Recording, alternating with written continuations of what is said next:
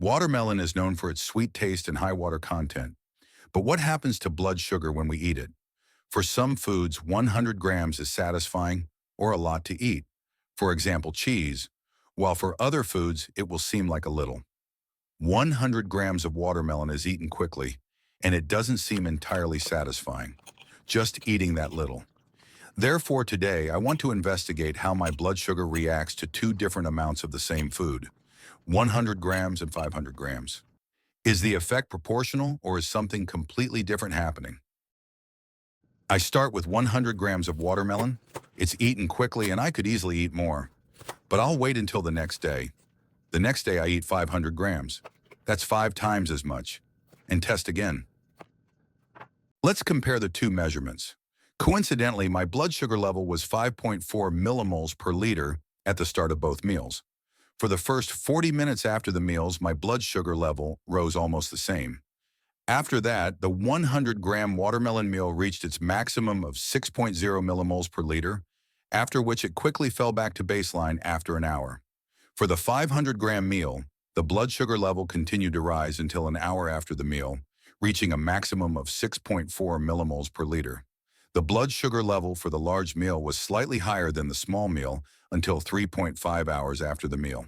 This comparison between 100 grams and 500 grams of watermelon shows that the amount of a food has a measurable effect on blood sugar, but not necessarily a linear effect. For the smaller 100-gram meal, blood sugar rose quickly, but only reached a maximum of 6.0 millimoles per liter and quickly fell back to baseline after about an hour. With the larger 500-gram meal, blood sugar levels rose higher to 6.4 millimoles per liter, and it took much longer, up to 3.5 hours, for them to stabilize back to baseline.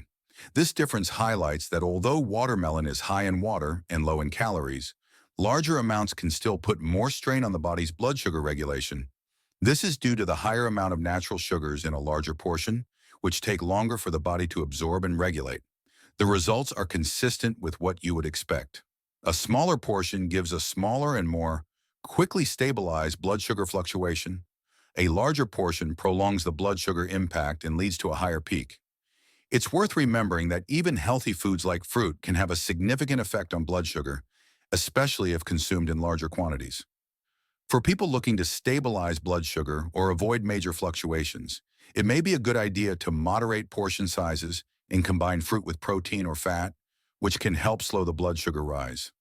This experiment is a good example of how the amount of a food plays a crucial role in the body's blood sugar response, even when the food itself is considered healthy. Thank you for watching. Keep in mind that individual results may vary.